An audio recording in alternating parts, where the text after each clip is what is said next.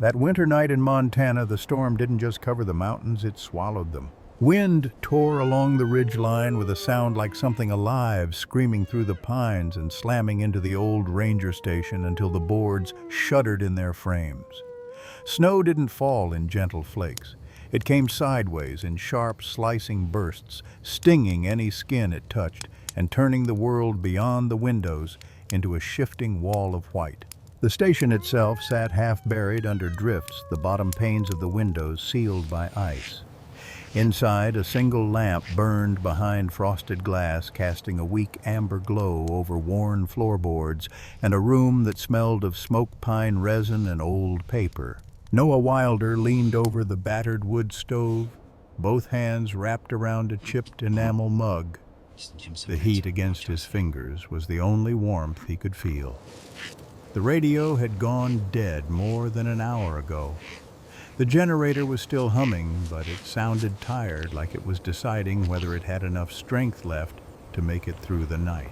Out here, when the power lines went, they stayed gone until the weather allowed someone to dig them back to life. Noah told himself the same thing he always told himself in storms like this. Just keep the stove fed. Just make it to morning. He was reaching for the wood bin when he heard it. A knock. Not a hard pound, not a fist, not the frantic banging of someone in trouble. Just a faint, hesitant tapping once, then again, then silence. Noah stopped so abruptly the stove's heat felt like it vanished. No one came up here this time of year, and nobody sane would be outside in this blizzard unless something had gone very, very wrong. He crossed the room slowly, the floor creaking under his boots, and placed his hand on the latch. For a moment he waited, listening. Only wind, only snow. Only the station groaning under winter's weight. Then the knock came again, soft, staggered, like whoever or whatever was making it didn't have much strength left. Noah opened the door. The storm hit him in the chest like a shove. Snow burst into the room, instantly melting into cold, wet flecks against the wood floor. His eyes watered, stung by ice. He stepped forward, squinting through the swirl of white. And there on the porch stood a woman. She was hunched against the wind coat, soaked through cheeks, raw and red. Snow clung to her hair and lashes. Her arms were wrapped tight around a flannel bundle pressed to her chest, as if she could keep something inside it alive with sheer will. "I didn't know where else to go," she said, breath coming in panicked clouds. "He's freezing." Noah didn't ask questions. He just moved aside and pulled the door wider. The woman staggered in, almost tripping over the threshold, and hurried toward the stove. Only when she knelt and laid the bundle on a thick wool blanket beside the fire did Noah truly see what she had carried through the storm. His mind refused it for a second. Small body, oversized paws, rounded ears pinned back, fur matted with ice. A lion cub, tiny, emaciated, curled into itself like it was trying to disappear. Its tail lay limp. Its ribs showed beneath its damp coat. It shivered so hard the blanket trembled. But the thing that stopped Noah's breath wasn't the cold or the impossibility of it. It was the cub's eyes. Bright gold, clear, focused, too awake for something this close to collapsing. Noah crouched slowly, disbelief tightening his throat. "This isn't a mountain lion." The woman swallowed, shaking her head. "No, it's not." Noah looked at her. "Who are you?" "Lena Hart," she said, voice strained. "I'm from Arizona. I make travel content. I was hiking along the eastern edge of Glacier for winter footage. I got turned around in the storm." She shivered, hugging her own arms now that her hands were empty. "I heard something under the trail, like a cough, like a whimper. I followed it to a culvert pipe and—" Her gaze flicked back to the cub. I crawled inside and pulled him out. Noah stared at the animal again, searching for any explanation that didn't sound insane. "How?" "I thought it was a house cat." At first, Lena admitted, almost laughing from shock, until I saw the paws, the tail, the ears, and then he looked at me, and I knew. Noah moved closer, careful, slow. He'd handled wild animals for years, pulled black bears out of wire, splinted eagle wings, carried orphaned calves through spring mud. He knew how fear moved through an injured body. He knew the flinch, the snap, the desperate struggle. The cub didn't flinch. As Noah extended his hand and rested his palm lightly on the cub's back, the animal blinked once, slow, deliberate, and shifted a fraction closer to the stove's warmth. And then it made a sound. Not a growl, not a cry, not anything Noah expected.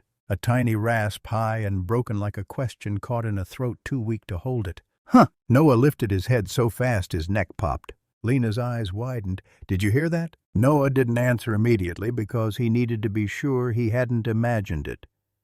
He stared down at the cub's mouth, at the barely visible movement of whiskers, at the shuddering inhale. The storm clawed at the windows, the stove crackled, the generator hummed. And then the cub did it again, just as Noah shifted his hand, brushing a bit of frost from its ear. Huh. Noah felt something cold bloom under his ribs that had nothing to do with weather. That's not normal. The cub's paws trembled. Then, with a slow intent Noah couldn't explain it, lifted one paw and reached toward Noah's flannel sleeve. Tap, tap. Not a swipe, not a reflex, not a desperate scramble. A deliberate touch like knocking. Lena sank onto the wooden bench, staring as if the room had tilted. "I know this sounds crazy," she whispered, "but I think he's listening." Noah wanted to dismiss it, wanted to label it shock, dehydration, exhaustion, the body doing strange things when it's close to giving out. So he tested it without meaning to. In a low, steady voice, he murmured, "Easy. You're safe. You're warm now." The cub's ears twitched. Its gaze locked on Noah's face, not his hands, not the heat, but his mouth, as if it was tracking the shape of the sound. Then it opened its mouth, a soft breath of a syllable broken but unmistakably aimed. "Hey!" The room went dead silent. Lena's hand flew to her mouth.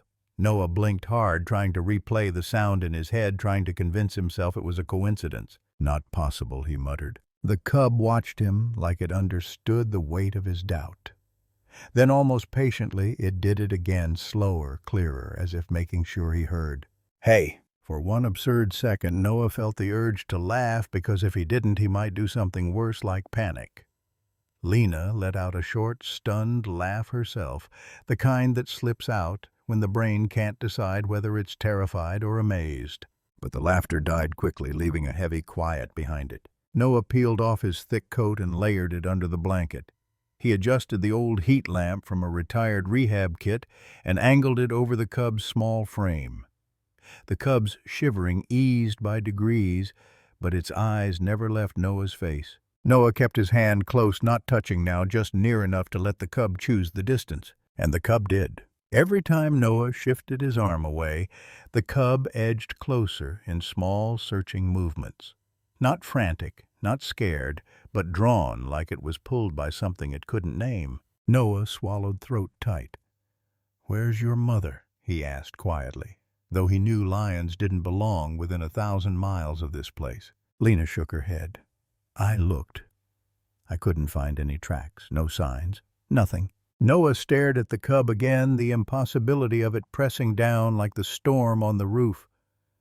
Lions didn't appear in Montana, not alone, not this small, not in a frozen culvert pipe on a deserted trail. Yet here it was, alive, watching, listening. The cub blinked once more, slow and steady, as if settling into a decision. Then it lifted its paw again and tapped Noah's sleeve, 2 gentle knocks, the same rhythm as the porch. Tap, tap. And in a voice that barely qualified as sound, like a whisper shaped out of breath and intention, it said one more time, "Hey!" Noah exhaled, staring into those bright gold eyes. Outside, the blizzard roared like it would tear the mountain apart. Inside the ranger station, Noah Wilder understood, without fully knowing why, that from the moment he opened that door, his life had shifted onto a path he never trained for. Because this wasn't just rescue. This felt like being chosen by something wild. And whatever had brought this cub here, whatever story was hiding behind its impossible presence, had only just begun. The storm didn't end all at once. It loosened its grip slowly, like a clenched fist that wasn't ready to let go. By dawn, the wind had softened into a low, restless moan along the ridgeline. Snow still fell, but now it drifted downward instead of cutting sideways. pale light seeped through the frost-glazed windows of the ranger station, turning the white outside into something almost peaceful. Inside, Noah Wilder hadn't slept. He sat cross-legged on the wooden floor beside the stove, an untouched cup of instant coffee cooling in his hand. The old radio remained silent. The generator hummed on, barely holding steady. Time felt suspended. No calls, no visitors, no explanations. Only the cub. The small lion lay on the layered blankets near the heat lamp, no longer curled tight in survival mode. Its breathing had slowed. The violent shivering was gone, but its eyes, those unnervingly clear golden eyes, never left Noah. Not once. Every time Noah shifted his weight or adjusted the log in the stove, the cub's head turned to follow him. When he leaned back against the counter to stretch his stiff spine, the cub stirred paws, sliding forward an inch, as if unwilling to let the distance grow. That wasn't fear. That wasn't hunger. That was awareness. Noah had seen animals imprint before. He understood bonding responses, especially in young, stressed creatures. But imprinting didn't usually look like this. It wasn't frantic or needy. It was attentive, as if the cub was waiting. Lena Hart slept on the bench near the wall, curled under a spare blanket, her exhaustion finally winning some time before dawn. Noah hadn't woken her. He wasn't sure how to explain any of this again without sounding unhinged. He rose quietly and crossed to the sink, filling a small bowl with warmed electrolyte solution he'd mixed from emergency supplies. He knelt again and placed it near the cub's mouth. The cub didn't move at first. Noah waited patient. Then he spoke softly without thinking. "Easy. Take your time." The cub's ears twitched. Slowly, deliberately, it leaned forward and lapped at the liquid, careful, controlled.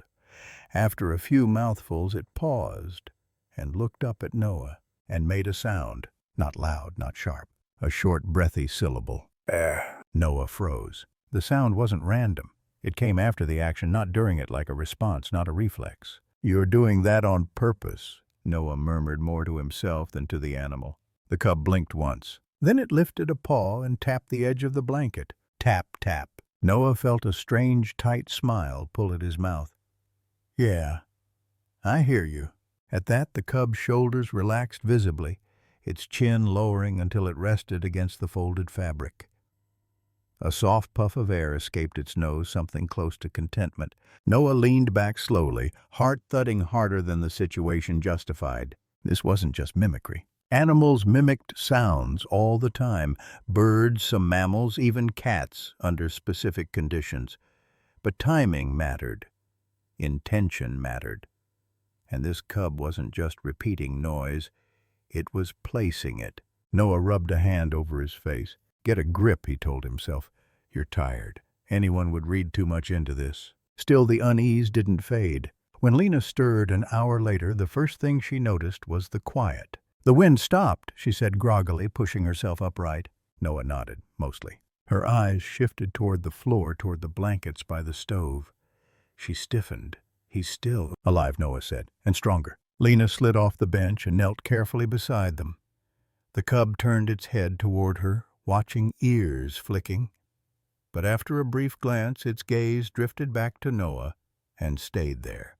Lena noticed. "Okay," she said slowly, "that's new." Noah didn't deny it. "He's been like that all morning." She hesitated, then reached out, stopping herself halfway. "Is it safe?" Noah considered the question. "He hasn't shown a single sign of aggression. No stress vocalizations, no defensive posture." Almost as if to underscore his words, the cub let out a soft, rolling breath, half sigh, half hum. Lena exhaled shakily. "I swear he did that to me last night, too. When I wrapped him in the blanket, he made this little sound like he was complaining." Noah glanced at her. "Animals don't complain." Lena raised an eyebrow. "This one does." Noah almost laughed. Instead, he stood and stretched, joints popping. "We need to call this in as soon as we have signal. This is way above my pay grade." Lena nodded.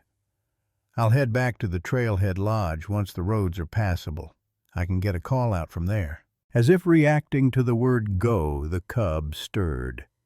It pushed itself upright with visible effort, paused, trembling, and made a low, questioning sound.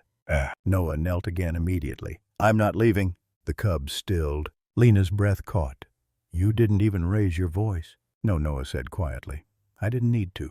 By mid-morning, the sky had lightened enough to reveal the world outside the windows. Snow piled high. Trees bent under white weight, the trail completely erased. Isolation pressed in from every direction, and with it reality. A lion cub. An African lion had no legal, biological, or logical reason to be here. That meant one thing Noah didn't want to consider yet. Someone had brought him here, illegally, deliberately. And if that was true, then the cub wasn't just lost. He was abandoned, or worse, discarded. Noah crouched beside the cub, again gently checking its paws, ears, and joints for frost damage. The cub tolerated every touch, even leaned into his hands at times, eyes half-lidded. You shouldn't be here, Noah murmured. The cub blinked. Then softly, almost carefully, it made the sound again. Hey! Noah closed his eyes. Outside, the storm loosened its hold on the mountains. Inside, something far more dangerous was taking root, a connection that logic couldn't touch and rules wouldn't care about. And Noah Wilder knew with a certainty that made his chest ache that whatever came next, walking away would no longer be simple. By the time the knock came again, the storm had finally loosened its grip on the mountain. Snow still blanketed everything outside the ranger station, but the wind had dropped to a dull hiss, sliding through the trees instead of tearing at them. The silence that followed felt heavier than the noise had been, like the land itself was holding its breath. Noah Wilder was kneeling beside the cub, checking the warmth of its paws when the sound reached him. Not the soft, uncertain tapping from the night before. This knock was heavier, deliberate, human. Noah froze. The cub did too. For the first time since it had been carried through the door, the small lion lifted its head sharply. Its ears flicked forward, then flattened. A low vibration rolled through its chest, not a growl, but something alert, questioning. Noah's hand hovered instinctively near the cub's shoulder. Easy, he whispered. The knock came again. Noah stood and crossed the room. Every sense tuned tight. When he opened the door, cold air rushed in, but nothing like the violence of the night before. A man stood on the porch, dusted with snowbeard, rimmed in frost snow goggles, pushed up on his hat. "Radio's dead," the man said before Noah could speak. "Figured I'd find you holed up here." Caleb Ross, the youngest ranger on the team. Mid-20s, built lean from long days on trails, with a habit of showing up exactly when things were already going sideways. "You okay?" Caleb asked. Noah hesitated just long enough to confirm his instincts were right. "Yeah," he said carefully. "Come in. You need to see something." Caleb stepped inside, stamping snow from his boots.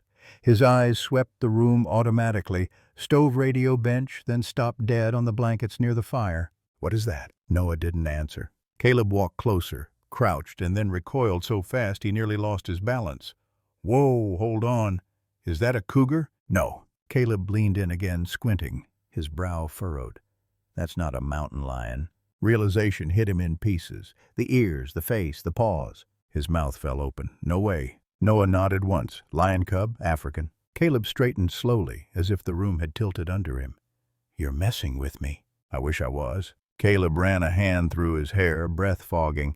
"What the hell is a lion doing in Montana?" "That's the question," Noah said. Lena, who had been packing her bag near the bench, stepped forward. "I found him in a culvert pipe under the trail. Last night. No tracks, no sign of anyone else." "Fine." Caleb stared at her. "In this weather?" She nodded. He was barely alive. Caleb crouched again, this time slower, more cautious. The cub watched him closely. Head tilted. Its body shifted not away, but subtly closer to Noah's leg.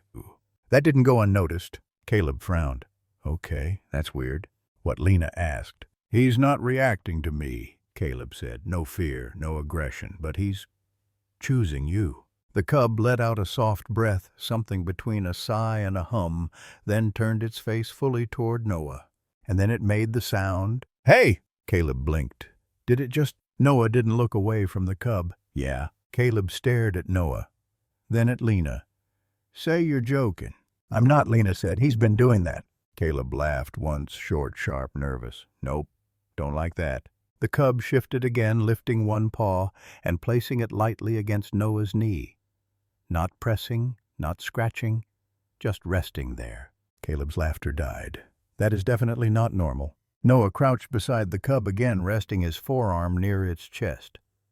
The cub leaned into the contact like it was the most natural thing in the world. "There's more," Noah said quietly. Caleb crossed his arms. "Of course there is." He responds to tone, Noah continued. "Not just sound, rhythm, timing, he waits." Caleb shook his head slowly. "You're telling me a lion cub is, what, communicating?" "I don't know what I'm telling you," Noah said honestly. "I just know what I'm seeing." Caleb exhaled hard and glanced toward the radio. "We need to call this in. Fish and Wildlife, USDA, someone." "I know," Noah said. "As soon as we have signal." The cub reacted instantly to the shift in Noah's voice. It lifted its head ears, twitching, and made a low, questioning sound. Caleb's jaw tightened. "Okay, I officially believe you." They moved the cub carefully into the side room later that afternoon, the one lined with old emergency gear and an exam table left over from a wolf rehab program years earlier.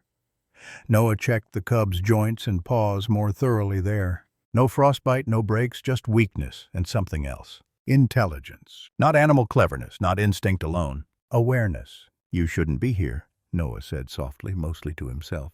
The cub tilted its head, watching his mouth. Outside, the forest groaned as ice shifted in the trees. Snow slid from branches in heavy sighs. Caleb stood in the doorway, arms folded. "You know what this means, right?" Noah didn't look up.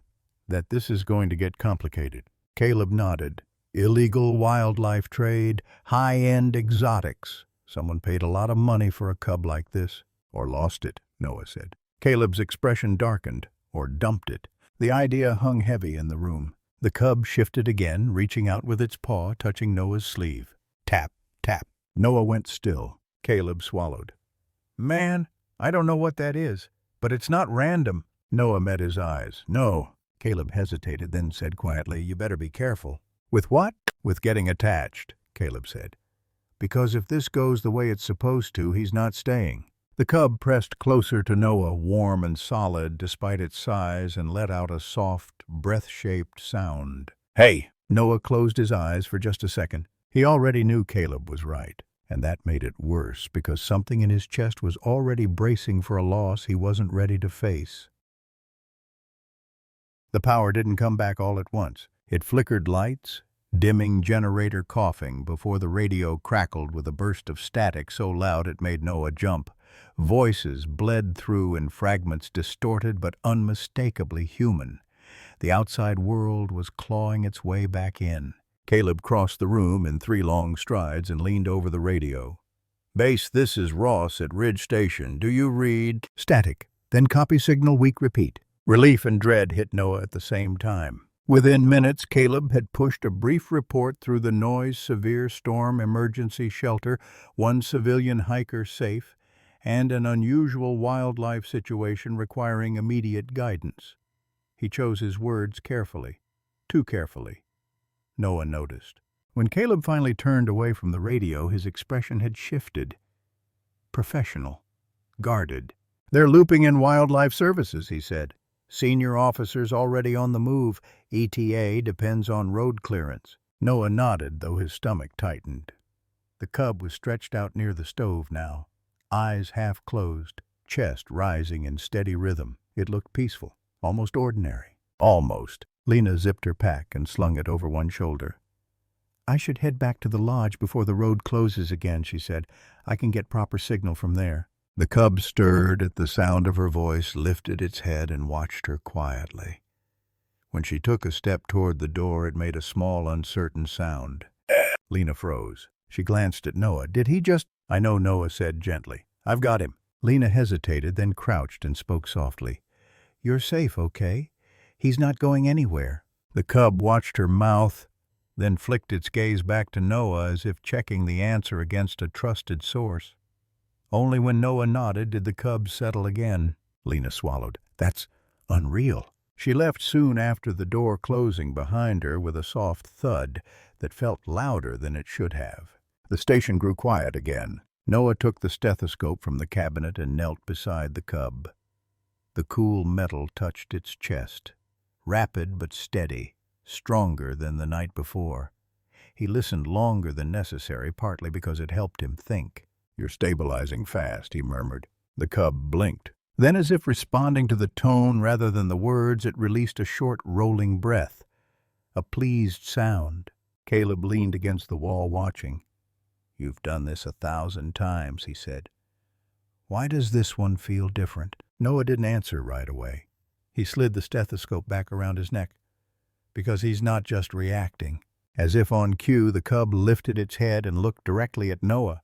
Not the hand, not the food bowl, not the warmth. "Noah!" It opened its mouth and formed the sound again, clearer than before. "Hey!" The word echoed in the small room like a dropped coin. Caleb let out a sharp laugh before he could stop himself.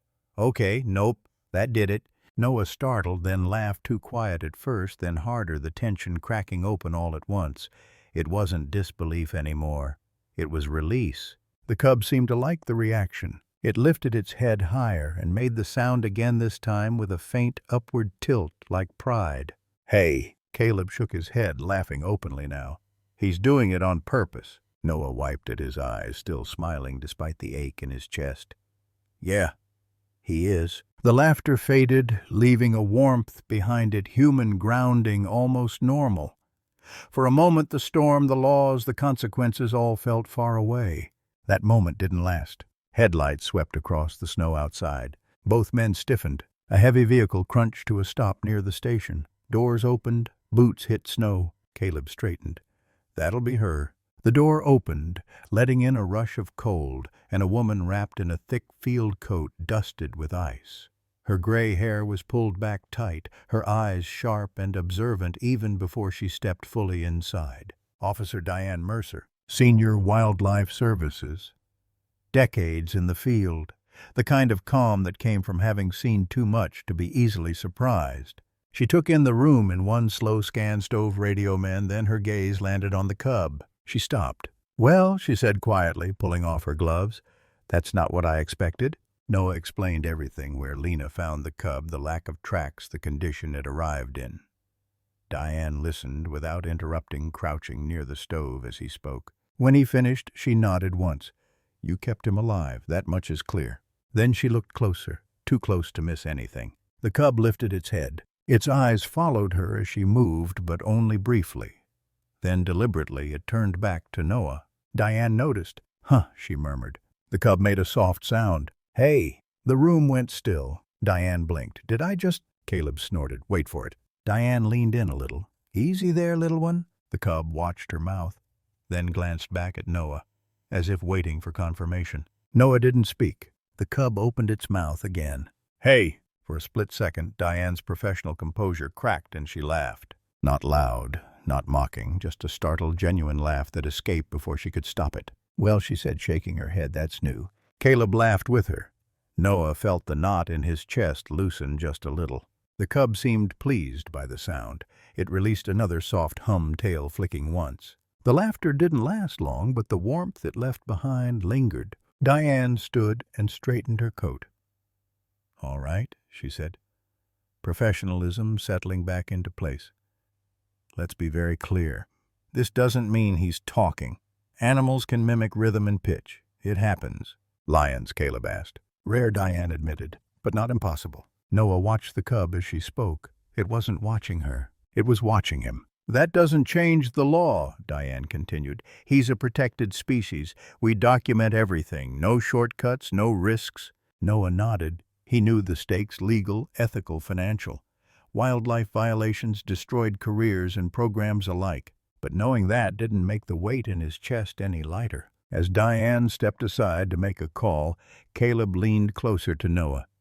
"You see what just happened, right?" Noah didn't look away from the cub. "Yeah." "He waited for you," Caleb said quietly, before he made the sound. Noah swallowed. "I know." The cub lifted its paw and rested it gently against Noah's leg. Tap, tap. Outside engines idled. Papers were being filled out. Decisions were forming. Inside the ranger station, something far more fragile was happening. A bond everyone could see, everyone could laugh at, and no one yet knew how to break. The laughter faded, but the silence that followed felt heavier than before. Officer Diane Mercer finished her call near the window, her voice low and precise, every word measured. When she turned back, the warmth she'd briefly shown was gone, replaced by the calm professionalism that came from years of enforcing rules people didn't like. "All right," she said, "here's where things get complicated." Caleb straightened instinctively. Noah didn't move. "The cub is stable," Diane continued. "That's good, but there are no records, no permits, no transport filings, no emergency notifications, nothing, within a 300-mile radius." Noah frowned. "So no one's reported him missing?" "No," Diane said, "and that worries me more than if someone had." Caleb crossed his arms. "Because that means whoever had him didn't want a paper trail." "Exactly." The cub shifted on the blankets, sensing the change in tone. It lifted its head and looked between the three adults' ears, twitching. When Noah met its eyes, it made a soft questioning sound. Noah knelt immediately. "You're okay, I've got you." The cub relaxed just enough to settle again. Diane watched closely. "That response," she said slowly, "that's not conditioning. That's selective attention." Noah didn't reply. Diane continued. "If this cub came from the illegal exotic trade, and that's the most likely explanation, then someone invested serious money into him. High-end animals like this don't just get lost."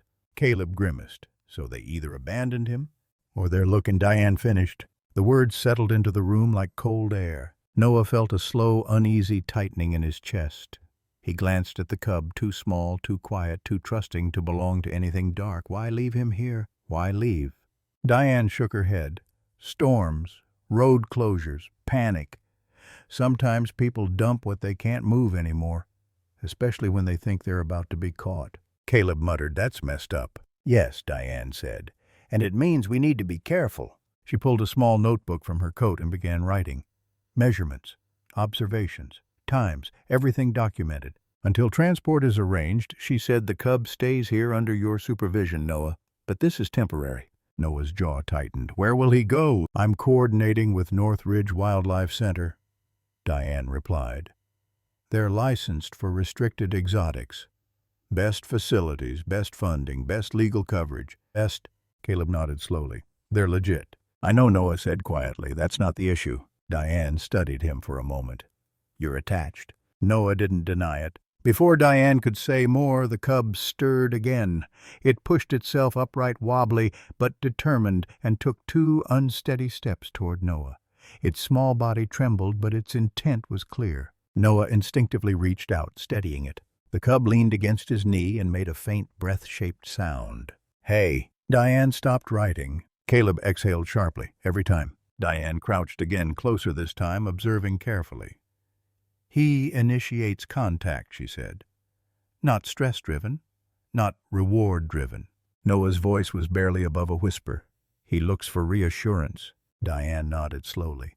"Which is exactly why this is dangerous for you." Noah looked up. "Dangerous? For your judgment," she said honestly, "and for his future. Bonds like this, they complicate decisions that need to be clean." The cub rested its head briefly against Noah's leg, then lifted it again, watching his face. Noah felt the familiar pull in his chest, protective grounding, terrifying. Diane stood. "I'll file the preliminary report tonight. Official transport will take a few days at least. Roads need clearing." Noah nodded. "So we have time?" "Yes," she said, "but use it wisely." That evening, after Diane and Caleb stepped outside to check the perimeter, the station grew quiet again. The cub lay near the stove, eyes half closed but alert. Noah sat beside it on the floor, back against the wall, exhaustion finally seeping in. He spoke without thinking, voice low and steady. "You didn't ask for any of this." The cub's ears flicked. "You shouldn't have been alone out there," Noah continued, "and you shouldn't be here now." The cub lifted its paw and placed it gently against Noah's sleeve. Tap. Noah closed his eyes. For the first time since the storm began, the truth settled fully into place. Not as fear, but as certainty. This wasn't just a rescue. This was the beginning of a goodbye. And somewhere beyond the snow-covered trees, Noah couldn't shake the feeling that someone else knew exactly where this cub was and hadn't given up on him yet. The days that followed slipped into a strange, fragile rhythm. Snow still covered the mountains, but the violence of the storm was gone. The world outside the ranger station felt muted, as if winter itself had lowered its voice. Drips of melting ice slid from the eaves in slow, steady beats. Each sound echoed through the quiet like a clock counting down to something no one wanted to name. Noah Wilder barely noticed the passing hours. His attention stayed anchored to the small lion in the side room, now settled into a makeshift enclosure lined with thermal blankets, a heating pad, and a low barrier meant more as a boundary for humans than for the cub. The cub didn't challenge it, didn't pace, didn't test the edges. He waited. Every time Noah entered the room, the cub was already awake, already watching. Not standing, not calling, just sitting there alert and calm as if he had learned the sound of Noah's steps and decided they mattered. Caleb noticed it too. "You realize he's doing that on purpose, right?" Caleb said one afternoon, leaning against the doorframe with a clipboard in hand. Noah glanced up from checking the cub's hydration. "Doing what?" "Waiting," Caleb said. "He doesn't do it for me, or Diane, just you." As if to underline the point, the cub shifted and made a small rolling sound when Noah's hand paused mid-air. Noah finished the check and sat back on his heels. "He's still weak." "But he's getting stronger," Caleb replied. "Fast." That was true. Each day the cub's movements grew more confident, his steps steadier, his appetite stronger. The dullness in his coat slowly gave way to a warmer, richer color. He still tired easily, but the trembling had mostly stopped. Too fast, Noah thought. Animals healed. But this felt accelerated, like something was pulling the cub forward, urging him to catch up to a future that was already waiting. Diane Mercer returned daily to file updates and make calls. Each visit brought more paperwork, more careful language. "No missing transport reports," she said on the third day. "No tracking chips, no registered ownership." "So he's a ghost," Caleb muttered. Diane nodded, which means whoever had him didn't want him traced. Noah kept his focus on the cub's paws as he cleaned them gently. "Does that mean someone's coming?" "It means we can't rule it out," Diane said. That night, after the generator shut down for its scheduled rest, the station fell into dim orange light. Only the stove and a battery lantern lit the room. The cub grew restless. He shifted in his enclosure, rose, lay down again. His tail flicked once, then twice. He made a low, uncertain sound. Noah crossed the room immediately and crouched. "Hey, it's okay." The cub's ears perked at Noah's voice. Then, without warning, he climbed halfway over the low barrier and awkwardly collapsed into Noah's lap. Not playfully, not clumsily, as if he simply couldn't tolerate the space between them anymore. Noah froze. The cub pressed his head against Noah's arm and released a long, breathy sigh. His body relaxed all at once, weight settling fully against Noah's chest. And then came the sound, soft, fragile, shaped with intention. "Hey." Noah closed his eyes. This was no longer just behavior. It wasn't imprinting the way textbooks described it. It felt closer to recognition, like the cub knew who Noah was in this place and time, even if he couldn't know why. Noah stayed there until the cub drifted into sleep, breathing slow and even. The next morning, Caleb arrived early with supplies. He stopped in the doorway, taking in the sight of Noah asleep on the floor back against the wall, the cub curled tightly against his side. Caleb didn't speak for a long moment. "You're not ready to let him go," he said quietly. Noah stirred but didn't sit up. "I don't get to decide that." Caleb stepped closer. "Maybe not, but I think he already did." Noah's hand moved unconsciously, resting near the cub's back. The cub shifted paw, brushing Noah's wrist. "Tap!" Caleb exhaled. "This is going to hurt." "Yes," Noah said, "it already does." Later that afternoon, Diane returned with a transport crate strapped in the back of her truck and a thick folder of forms. She didn't set the crate inside, she left it just outside the door. "Not today," she said. "Roads still aren't clear enough, but soon." Noah nodded, throat tight. That evening, as shadows stretched across the snow and the forest sank into blue twilight, Noah sat beside the cub, one hand resting on the floor, close but not touching. "You're getting stronger," he said softly. "That's good." The cub lifted his head, eyes steady on Noah's face, and placed his paw gently over Noah's wrist. not random. Remembered. Noah swallowed hard. For the first time, he allowed himself to admit the truth he'd been avoiding. Loving something wild didn't make it stay. And sometimes the hardest part of rescue wasn't saving a life, it was surviving the moment you had to let that life walk away. The decision didn't come with drama. It arrived the way most irreversible things do, quietly wrapped in professionalism, delivered by people who believed they were doing the right thing. The morning air was clear and painfully bright. Snow still covered the ground, but the sky had turned a soft, fragile blue, the kind that only appears after days of storms. Sunlight spilled through the trees in long, pale beams, touching the ranger station for the first time in what felt like weeks. Noah Wilder stood at the window longer than usual, hands in his pockets watching steam rise from the stovepipe. Behind him the cub shifted and made a small sound. Noah turned immediately. "I'm here." The cub was sitting upright now, posture steadier than before. His shoulders looked stronger. His coat was thicker, fuller, catching the light in warm gold tones. Healing had come faster than Noah expected, faster than felt fair. Every sign of recovery felt like a countdown. A vehicle crunched over the snow outside. Noah's shoulders tightened before the engine even stopped. Officer Diane Mercer stepped inside moments later, clipboard in hand, boots leaving wet prints on the floor. Caleb followed behind her, unusually quiet. Diane didn't waste time. "They've cleared the canyon road," she said. "Northridge Wildlife Center is sending a transport team tomorrow at noon." Tomorrow. The word landed hard. Noah nodded once.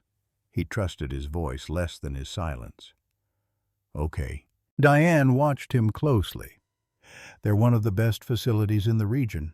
Large enclosures, certified staff, advanced monitoring systems. "I know," Noah said. "He'll be safe." "Yes," she agreed. "And legally protected." The cub sensed the shift immediately. He rose and padded toward Noah, steps careful but purposeful.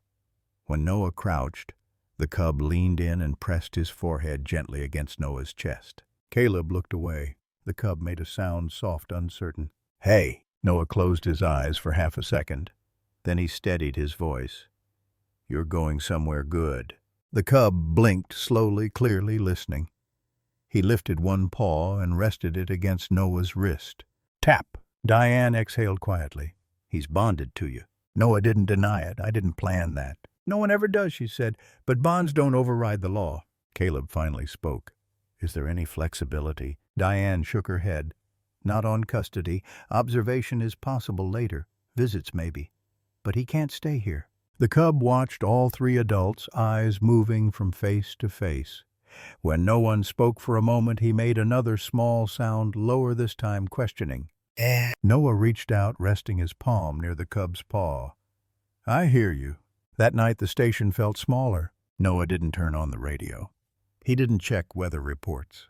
He sat on the floor beside the cub, back against the wall, speaking softly about nothing important, the stove, the trees, the way the light looked on the snow that morning. The cub listened, not passively, intently. When Noah paused, the cub responded with a quiet, breath-shaped sound like punctuation at the end of a sentence. "Hey," Noah smiled despite the ache in his chest.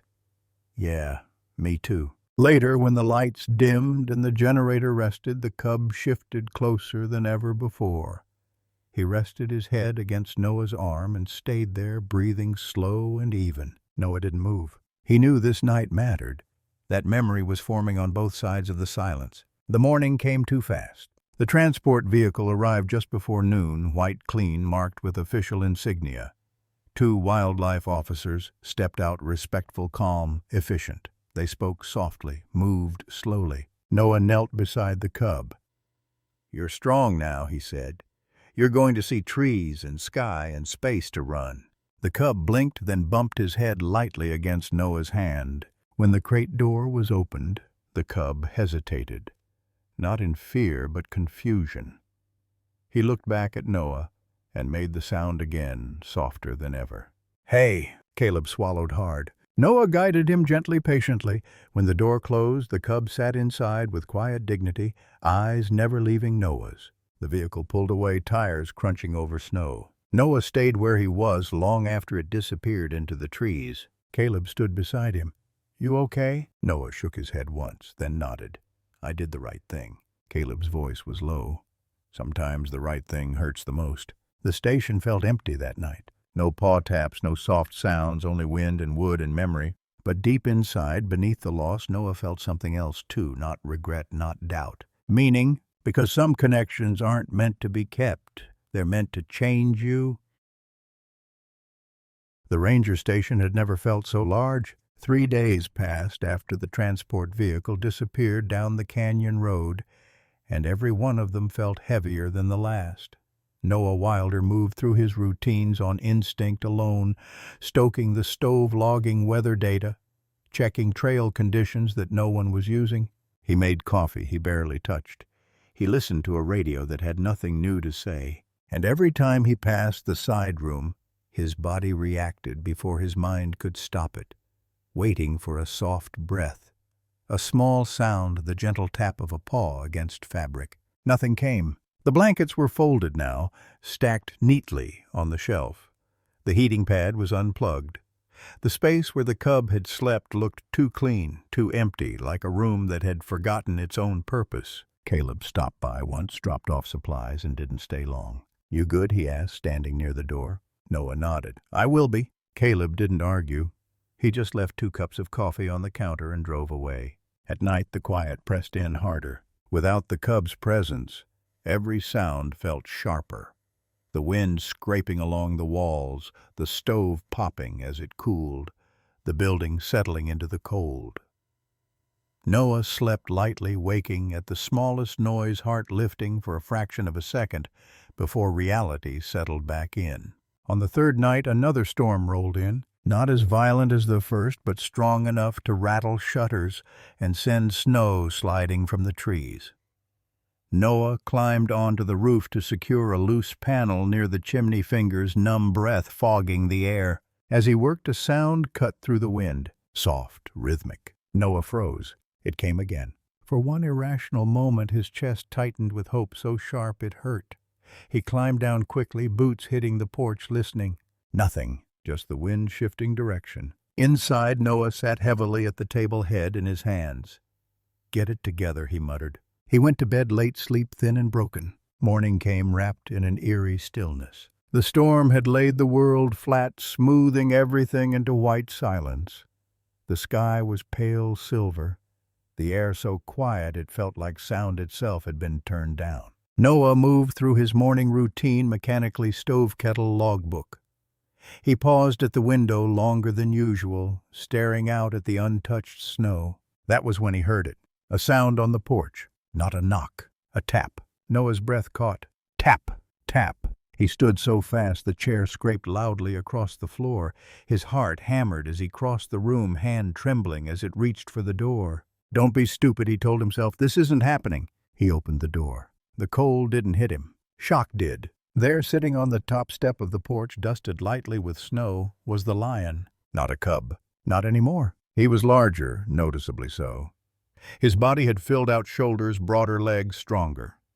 A thick winter coat framed his face, fur catching the pale morning light in warm gold tones. He looked like something the forest itself had shaped, wind-hardened, calm, completely present. And yet there was nothing wild in his eyes in that moment. He tilted his head slightly and lifted one paw. Tap! Tap! Noah staggered forward, breath leaving his lungs. "You—" The lion made a low, familiar sound, not loud, not dramatic, just a hum that vibrated with certainty.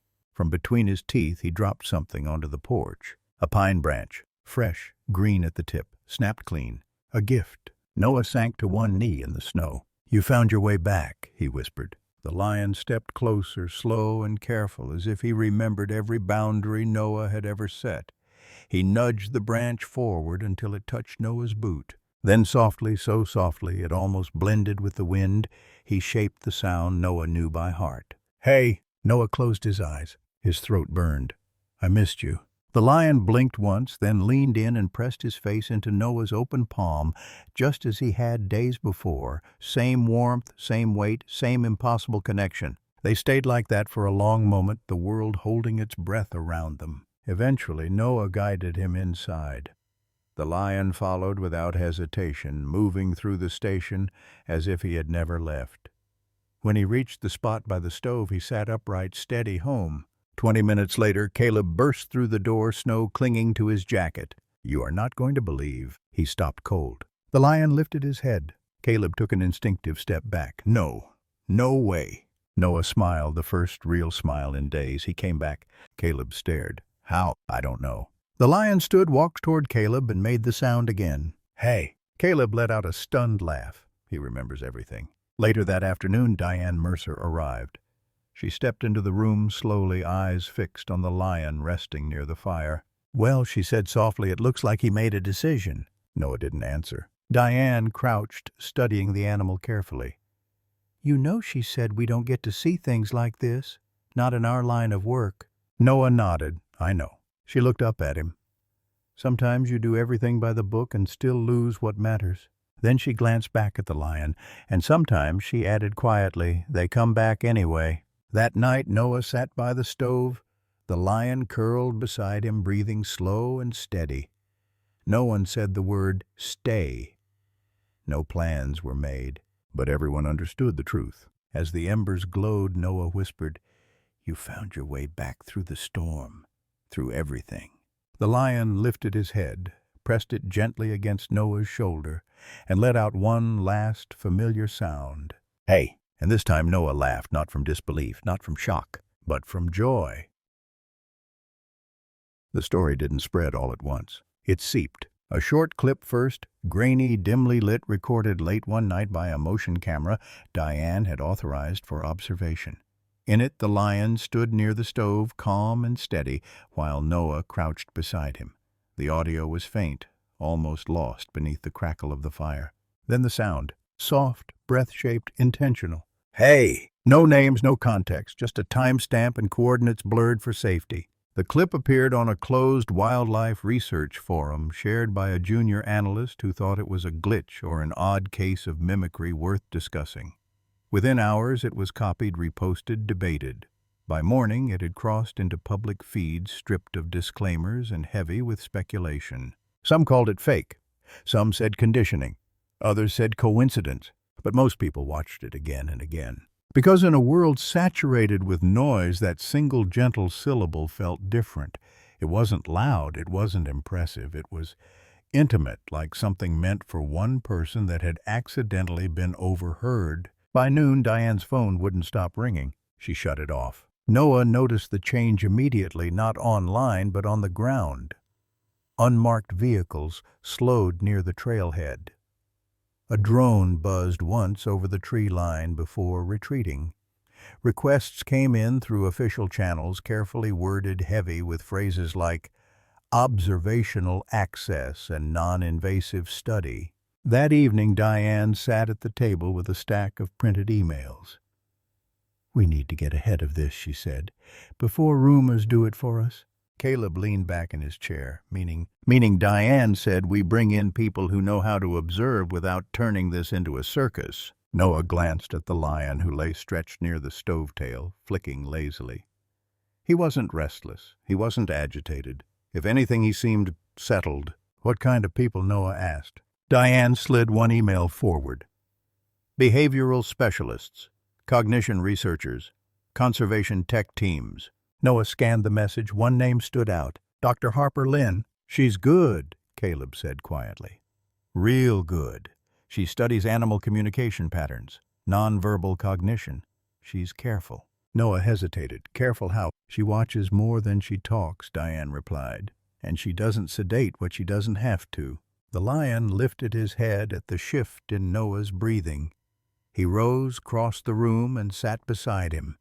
His shoulder pressed lightly against Noah's knee. "Hey," he said, barely louder than the fire. Noah exhaled. "All right." Dr. Harper Lynn arrived 3 days later. No convoy, no spectacle, just a single vehicle and a woman in a heavy coat with a notebook tucked under her arm. She moved slowly, eyes taking in everything: the station, the woods, the people, before they ever settled on the lion. When they did, she stopped. She didn't smile, she didn't reach out. She just watched. For 2 full days she didn't speak to the lion at all. She observed patterns, when he vocalized, when he didn't, who he oriented toward, how he responded to silence versus sound.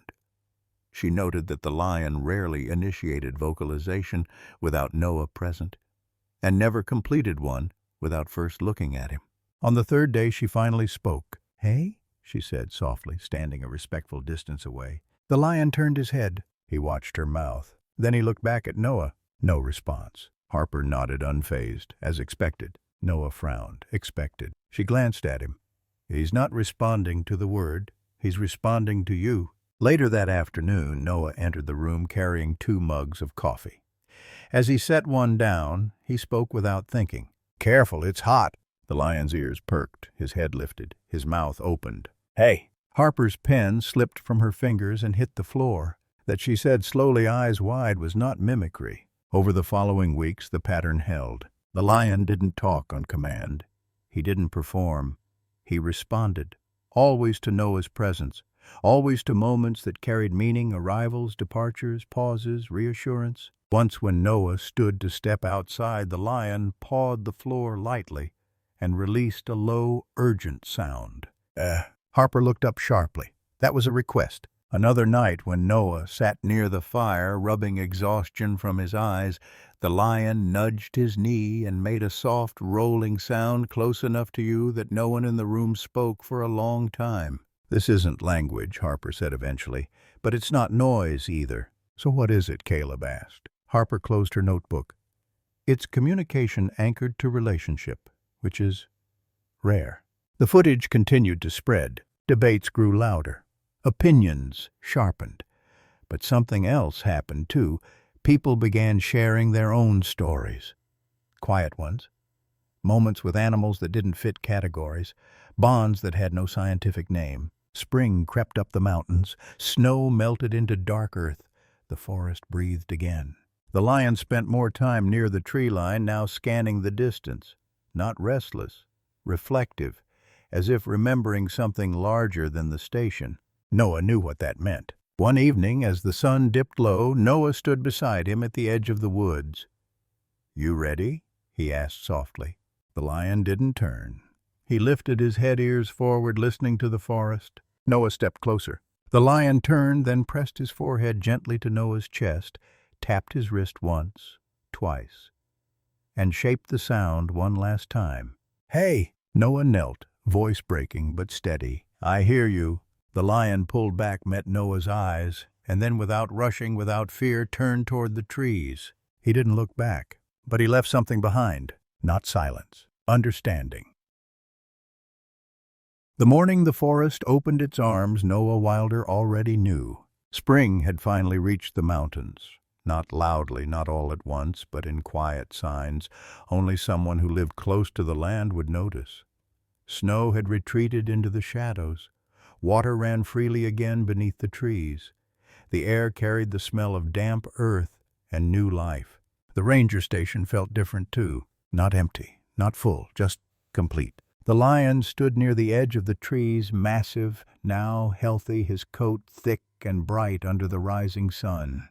He wasn't restless. He wasn't afraid. He was simply listening to birdsong, to wind, to something older than memory. Noah stood a few steps behind him, hands in his jacket pockets.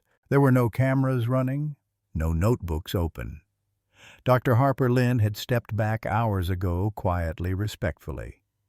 Diane and Caleb waited near the station, giving space they all understood was necessary. This wasn't an experiment. This was a moment. Noah spoke softly, not to call the lion back, not to stop him, only to be heard one last time. "You were never meant to stay," he said. "And I was never meant to keep you." The lion's ears flicked. Noah continued, voice steady. "But I'm glad we found each other when we did." The lion turned. He stepped back toward Noah, slow and deliberate. His presence was overwhelming and gentle at the same time. Power without threat, wildness without fear. Without. He pressed his forehead against Noah's chest. Once. Then he lifted a paw and placed it against Noah's wrist. Tap, tap. And then softly, barely more than breath shaped into meaning, he gave the sound that had changed everything. "Hey!" Noah knelt, one hand resting against the lion's neck, eyes burning. "You don't have to say anything else," he whispered. "I hear you." The lion pulled back. For a heartbeat they looked at each other, man and animal, two lives that should have crossed and passed without notice, yet somehow didn't. Then the lion turned. He walked into the forest without hurry, without hesitation. Sunlight filtered through the branches and swallowed his shape piece by piece until only shadow and movement remained. Noah stayed where he was long after the last sound faded, not because he was waiting, but because he was remembering. Epilogue. Life at the ranger station returned to normal, at least on the surface. Noah resumed his patrols. Reports were filed. Trails reopened.